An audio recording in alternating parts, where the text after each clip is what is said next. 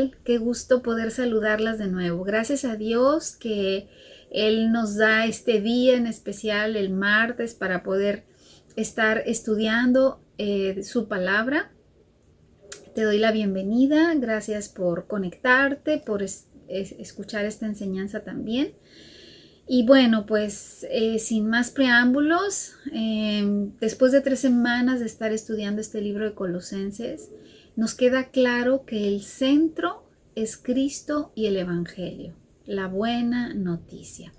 Y es precisamente en este primer capítulo donde Pablo se encarga de dejar muy claro quién es Jesús. En la clase anterior estudiamos acerca de este poema donde Pablo da estas afirmaciones tan contundentes acerca de la identidad de Cristo.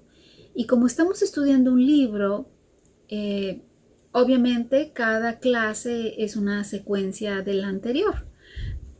Por eso me gustaría tomarme unos minutos para ver brevemente un resumen de la clase anterior. Solamente quiero recordar unos puntos importantes porque obviamente están muy ligados con lo que vamos a estudiar esta semana. Y aquí es donde quiero tomar mis notas. La semana pasada estuvimos estudiando en el libro de Colosenses, capítulo 1, versículo 15 al 19. Y aprendimos estas 5 verdades. Primeramente, que Cristo es la imagen visible de Dios y refleja su naturaleza y carácter exacto de Dios. La segunda cosa que aprendimos es que por medio de Jesús, Dios creó todas las cosas y que Él es desde antes de la creación.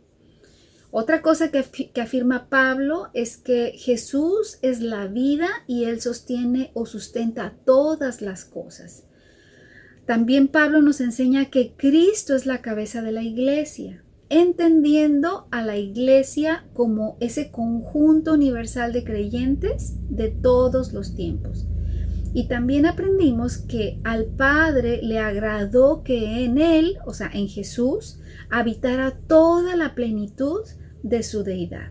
Y que es por medio de Cristo que Dios reconciliará todas las cosas consigo mismo.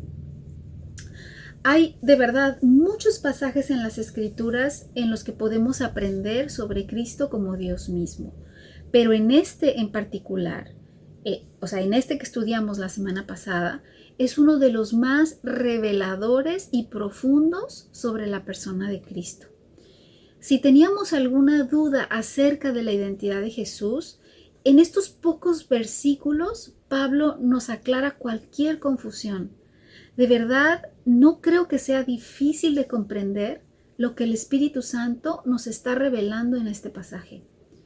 Y Pablo, siendo un maestro de la palabra y un hombre perfectamente dotado por Dios para enseñar y para discernir todo lo que estaba sucediendo en el tiempo de los colosenses, él vio necesario y fundamental refutar todo lo que estos falsos maestros estaban tratando de introducir en la iglesia con sus falsas enseñanzas acerca de la persona de Jesús.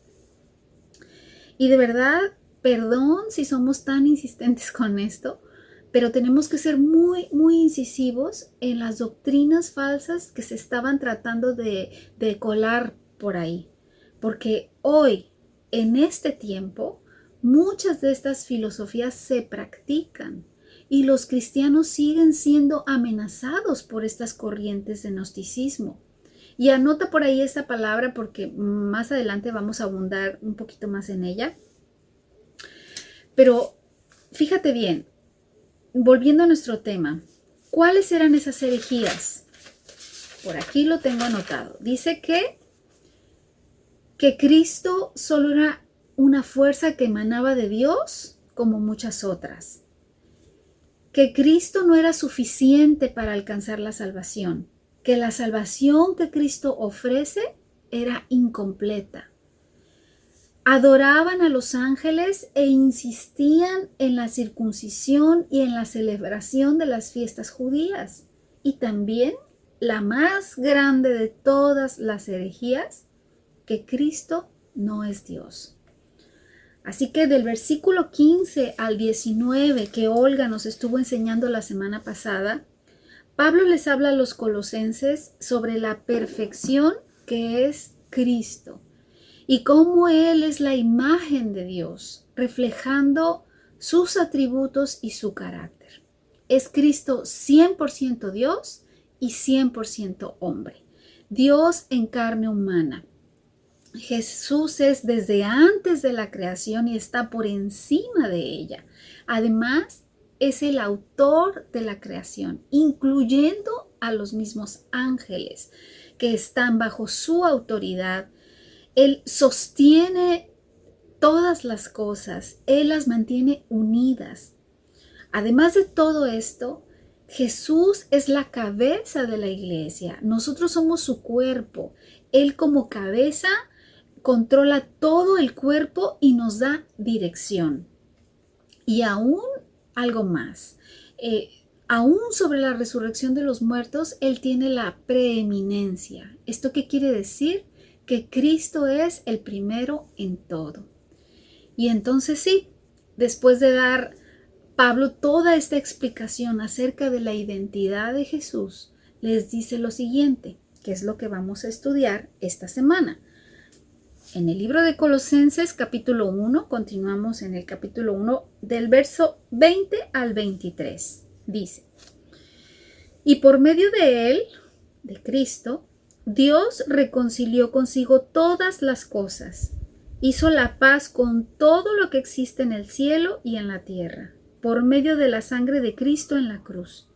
Eso los incluye a ustedes, que antes estaban lejos de Dios, eran sus enemigos, separados de Él por sus malos pensamientos y acciones. Pero ahora Él los reconcilió consigo mediante la muerte de Cristo en su cuerpo físico.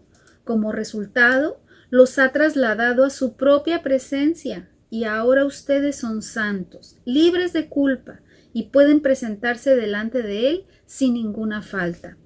Pero deben seguir creyendo esa verdad y mantenerse firmes en ella. No se alejen de la seguridad que recibieron cuando oyeron la buena noticia. Esa buena noticia ha sido predicada por todo el mundo y yo, Pablo, fui designado servidor de Dios para proclamarla. Como verás, ser cristiano no es algo simple, no es una lista de lo que ya no debo hacer y de lo que sí me es permitido hacer. Por favor, piensa esto. Nacer en un hogar cristiano, congregarte los domingos en la iglesia, participar en el grupo de mujeres, servir en algún ministerio, etc. Nada de esto te convierte en cristiano. Para llegar a ser cristiana, debemos pasar por medio de una transformación profunda que solo Dios puede hacer. ¿Y cómo es que se da esa transformación?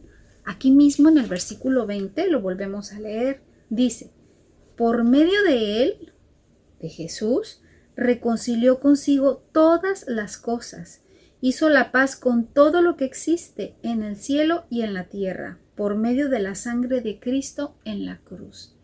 La palabra reconciliar está relacionada con el hecho de recobrar una relación que estaba rota, con tener un acercamiento con alguien después de un conflicto y de haber estado separados, restaurar la amistad, la armonía, la unión.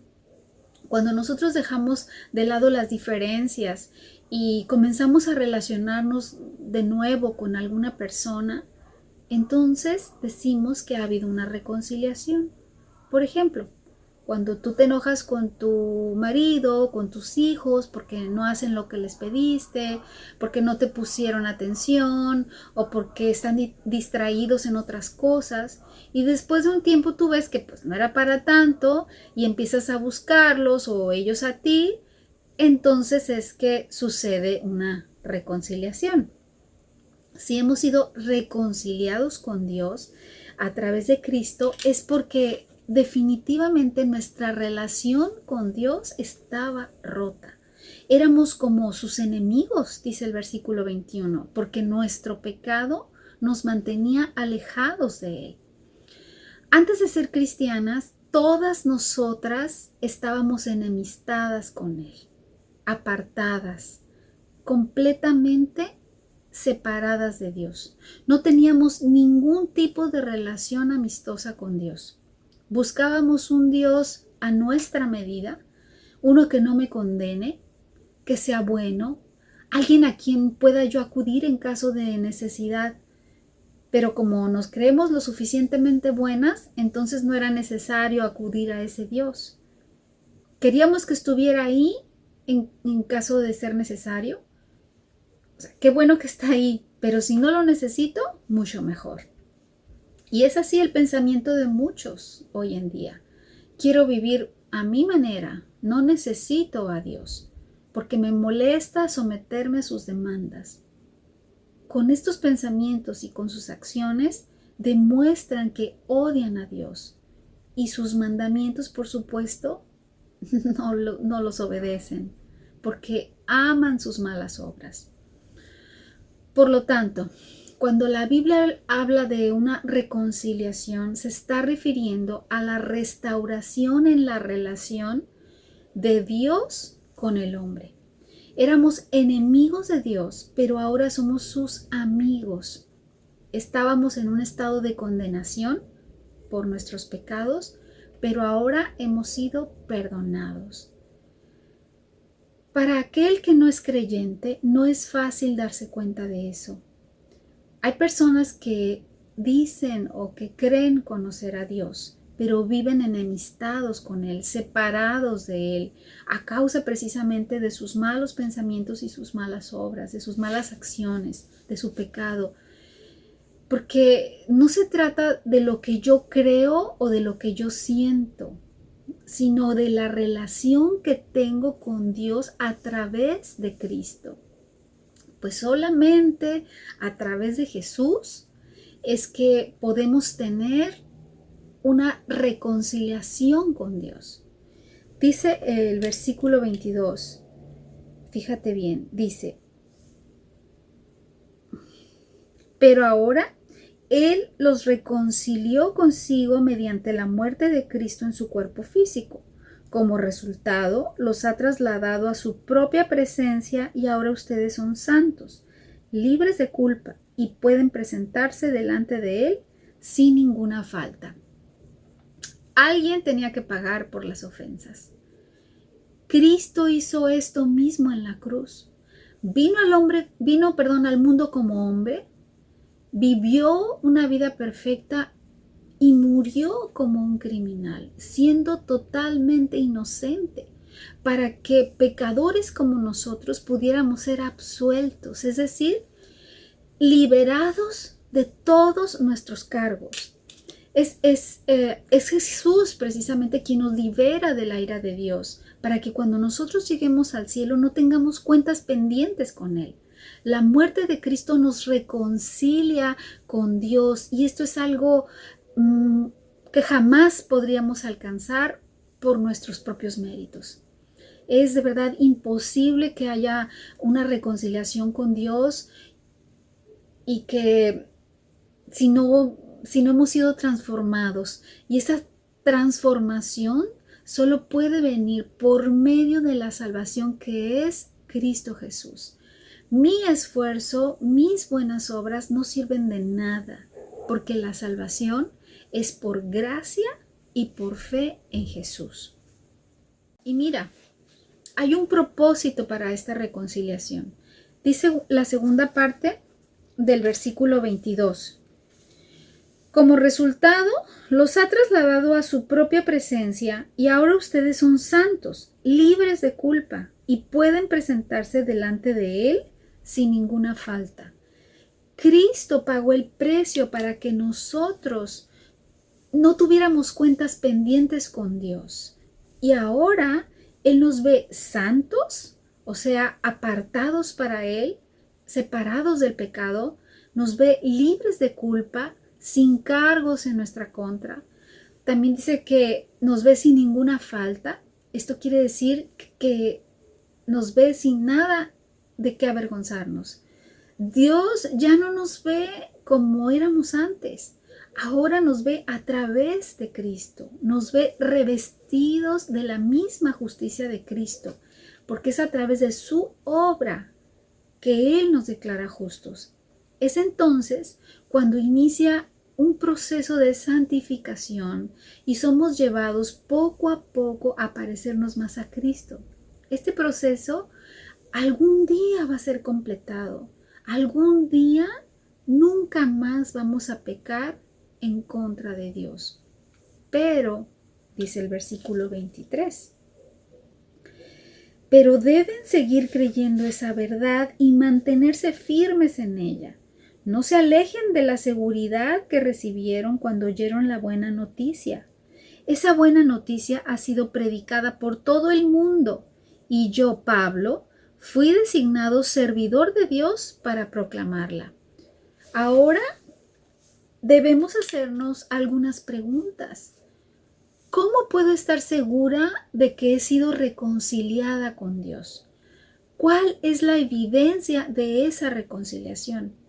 Bueno, pues Pablo, precisamente, al inicio de este versículo nos da la respuesta a estas preguntas. Dice primeramente, seguir creyendo esa verdad y mantenerse firme en ella. O sea, sintetizando, aquella evidencia de que una persona ha sido reconciliada con Dios, primeramente, sigue creyendo esa verdad y segundo, se mantiene firme. En una sola palabra, perseverancia. Los que han sido verdaderamente reconciliados con Dios permanecen en la fe y perseveran en la fe. Recordemos que no todos los que profesan ser cristianos verdaderamente son salvos. Mateo, el Señor Jesús, en Mateo 7, nos dice, Mateo 7, 22 y 23, el día del juicio muchos me dirán, Señor, Señor, profetizamos en tu nombre, expulsamos demonios en tu nombre e hicimos muchos milagros en tu nombre. Pero yo les responderé, nunca los conocí, aléjense de mí, ustedes que violan las leyes de Dios. Déjame insistir en esto. Los que han sido reconciliados con Dios permanecen en la fe. Nuestra esperanza en el Evangelio es lo único que nos puede mantener en el camino. Sin Cristo no podemos entrar al cielo. Ahora, por favor, vamos a 2 de Corintios, en el capítulo 5, versículo 17 y 18. Dice así, esto significa que todo el que pertenece a Cristo se ha convertido en una persona nueva. La vida antigua ha pasado, una nueva vida ha comenzado. Y todo esto es un regalo de Dios, quien nos trajo de vuelta a sí mismo por medio de Cristo. Y Dios nos ha dado la tarea de reconciliar a la gente con Él. Éramos enemigas de Dios y necesitábamos ser reconciliadas con Él. Y al ser reconciliados con Dios hay un nuevo nacimiento, es decir, somos nuevas criaturas. Nuestro corazón es regenerado y eso incluye el perdón. Nuestra vida anterior es cosa del pasado. Nuestras prioridades, nuestros planes, nuestros deseos, etcétera, todo tiene un nuevo enfoque porque lo vemos desde otra perspectiva, porque ahora vivimos para lo eterno y no para las cosas de este mundo, las cosas que son temporales. Hay un cambio radical. Somos trasladadas de las tinieblas a la luz. La reconciliación trae una verdadera transformación. Esta solo puede venir a través de Cristo. Está disponible para todos los que creen. Y esos que hemos creído y hemos sido reconciliados con Dios, tenemos el enorme privilegio de poder anunciar el mensaje de reconciliación para todos aquellos que permanecen enemistados con Dios. Hay personas extraviadas y sin esperanza por todos lados, separadas de Dios por el pecado y en su necesidad de buscar llenar un vacío en su alma, creen que el gnosticismo es la respuesta a su necesidad. Desgraciadamente, muchas de estas enseñanzas tienen un revestimiento de cristianismo y las hace pasar por buenas. Por eso es por lo que muchos son atraídos y seducidos. Pero ¿sabe qué? Tragan el anzuelo porque es mucho más fácil creer en un Dios que no les demanda, que no los acusa, que les hace creer que la felicidad está dentro de ellos mismos, que el hombre es bueno, pero de acuerdo a sus circunstancias lo llevan a practicar la maldad, que la espiritualidad es lo que los eleva a otro plano más cerca de Dios. Feng Shui, astrología, esoterismo, yoga, cartas astrales, horóscopos, ¿qué más? Podríamos seguir con la lista y de seguro la lista es interminable. De esto precisamente habla el sincretismo, de combinar cosas místicas y esotéricas con Jesús, pero no el Jesús de los evangelios, sino un Jesús hecho a su medida. Los gnósticos creen estar por encima del conocimiento. Ellos creen que el cuerpo es malo y que por eso es por lo que tienen que ascender a un plano espiritual. Hermana, cuando tú entiendas bien lo que estos falsos maestros enseñan y practican, podrás discernir con mucha facilidad estas enseñanzas vestidas de cristianismo y difícilmente serás engañada.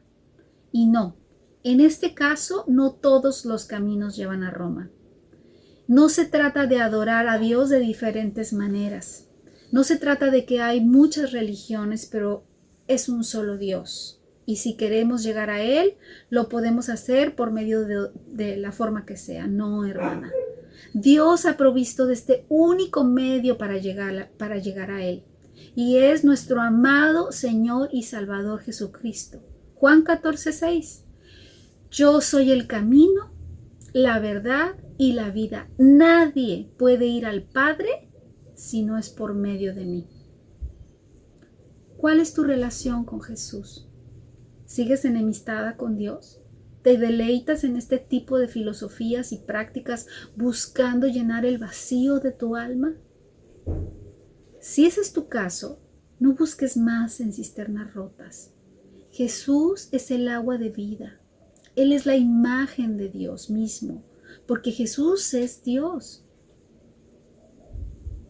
Que Dios te muestre la verdad en Cristo y el Evangelio.